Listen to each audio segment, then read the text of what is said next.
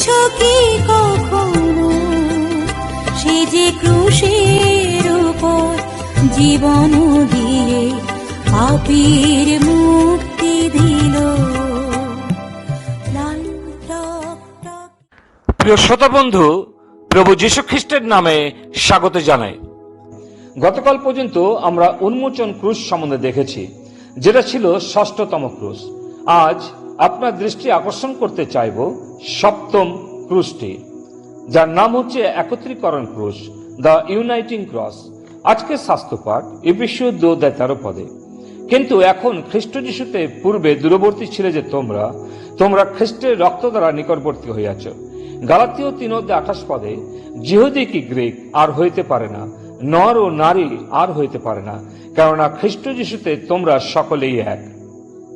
আমরা যখন কালবেরির বিস্ময়কর ক্রুশ ধ্যান করি, আমরা খ্রিস্টের দেহের সম্বন্ধে চিন্তা করি, যে দেহে তিনি মৃত্যুবরণ করে আমাদের এক করেছেন। তিনি তার সাথে আমাদের যুক্ত করেছেন এবং মণ্ডলী বা চার্চের সাথে আমাদের এক করেছেন, যে মণ্ডলীকে তিনি তার বহুমূল্য রক্ত দ্বারা ক্রয় করেছেন এবং মুক্তি দিয়েছেন।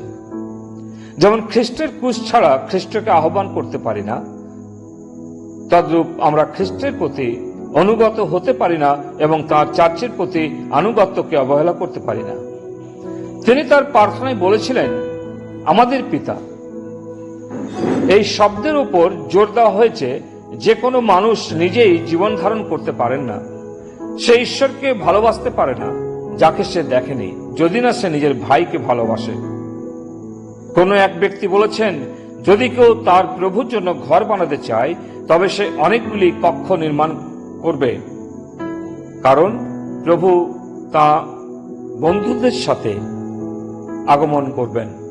এর অর্থ হচ্ছে ক্রুশ যা একত্রে করে, যেন এক সহভাগিতা ও একাত্ম করে যারা যিশু প্রভুতে বিশ্বাস করে।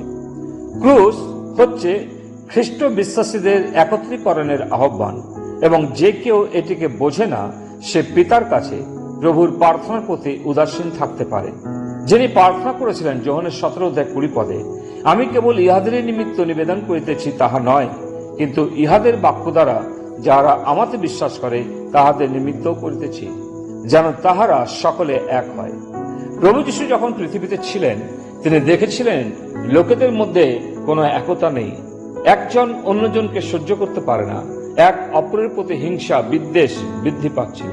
প্রিয়, আজ ইতিহাস দেখতে পাবেন মানুষের মধ্যে একতা নেই, ভালোবাসা নেই। এমনকি যখন প্রভু যীশু তার শিষ্যদের ডাকলেন এবং 12 জন শিষ্য একসাথে যিশুর সঙ্গে কাজ করতেন, আশ্চর্য কাজ দেখেছিলেন, কিন্তু তাদের মধ্যেও একতা ছিল না। যিশুর সঙ্গে থাকার সময় এই সমস্যার সম্মুখীন হয়েছিল। প্রভু তিনি তার অন্তরে কষ্ট পাচ্ছিলেন এবং তিনি পিতার কাছে বারে বারে প্রার্থনা করলেন, পিত তারা যেন এক হয়। যোহানের 17:11 পদে, পবিত্র পিত তোমার নামে তাহাদেরকে রক্ষা করো, যে নাম তুমি আমাকে দিয়াছ, যেন তাহারা এক হয় যেমন আমরা এক। আবার যোহান 17:20 পদে লেখা আছে, যেখানে তিনি প্রার্থনা দেখি, পিত তাহারা যেন এক হয়। এবং যোহানের 17:23 পদে লেখা আছে, আমি তাহাদের মধ্যে ও তুমি আমাতে, যেন তাহারা সিদ্ধ হইয়া এক হয়। এই একতা বা শিষ্যদের বিশ্বাসীদের একত্রীকরণের করার জন্য শুধু প্রার্থনা করেননি, কিন্তু তিনি ক্রুশ কাষ্ঠে মৃত্যুবরণ করেছেন। এবং এই ক্রুশকে লক্ষ্য করি, ক্রুশটি হচ্ছে একত্রীকরণের ক্রুশ। আজ আপনি ও আমি দূরত্বে থাকলেও যিশুতে বিশ্বাস করে আমরা তাঁর ক্রুশের কারণে খ্রিস্টেতে একত্রিত হয়ে তাঁর মণ্ডলীতে আমরা একত্রিত হয়েছি। বিশ্বাসীদের ঐক্য যখন আমরা সংজ্ঞায়িত করি, এ বিষয়ে সতর্কতামূলক কথা বলার আমাদের প্রয়োজন, কারণ এমন কিছু একতার ইচ্ছা জাগে যা ঈশ্বর থেকে আসে না, কিন্তু তা জাগতিক বা জগৎ থেকে আসে, এবং অনেক সময় আপোষের আত্ম থেকে আসে। অনেক সময় আমাদের দুর্বলতার কারণে একত্রীকরণ বুঝতে পারি না, আমাদের পাপ আমাদের দোষী করে। ইউনিটি বা একতা সম্বন্ধে বলা হয় এটা এক মহৎ বিষয়। তাই আমাদের চার্চে একতার মধ্য দিয়ে জগৎকে প্রভাবিত করতে পারি। তাই একতার লক্ষ্য যদি আমাদের থাকে, তাহলে অবশ্যই ঈশ্বর আমাদের সাহায্য করবেন। প্রভু যীশু বলেছেন, আমি জগতের জন্য প্রার্থনা করি না, কিন্তু তাদের জন্য যাদের তুমি আমাকে দিয়াছ, তারা জগতের নয়, যেমন আমি জগতের নয়। যোহনের 17 অধ্যায় তার 16 পদ এবং 21 পদে পড়ি। আজও প্রভু যীশু আপনার ও আমার সমস্ত বিশ্বাসীদের জন্য একতা দেখতে চান।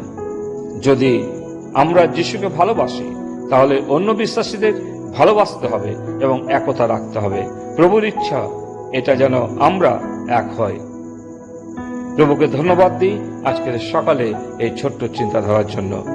পিতা ঈশ্বর, তোমার নামে ধন্যবাদ দিই যে প্রভু যীশু তিনি ক্রুশ কাষ্ঠে মৃত্যুবরণ করে তিনি একতার কথাই তিনি প্রকাশ করেছেন। শিষ্যরা বুঝতে পারছিল না একতা কি, কিন্তু তার মৃত্যুর মধ্য দিয়ে তিনি শিষ্যদেরকে তিনি একত্র করেছিলেন। তোমাকে ধন্যবাদ দিই যে প্রথম শতাব্দীর মণ্ডলীতেও আমরা দেখেছিলাম প্রভু, যেখানে 120 জন যারা একত্রিত হয়েছিল যীশু খ্রিস্টের ক্রুশের কারণে। প্রভু, সেই একতা তুমি আজ আমাদের মাঝে দাও, যেন আমরা বিশ্বাসীরা তোমার সাথে প্রভু যুক্ত থাকি। প্রার্থনা মুক্তিদাতা প্রভু যিশুর নামে চাই, আমেন। এমন আশার বাণী শুনেছ কি কখনো?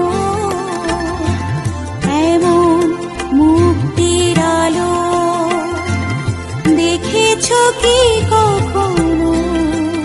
সে যে ক্রুশের উপর জীবন দিয়ে পাপীর মুক্তি দিল।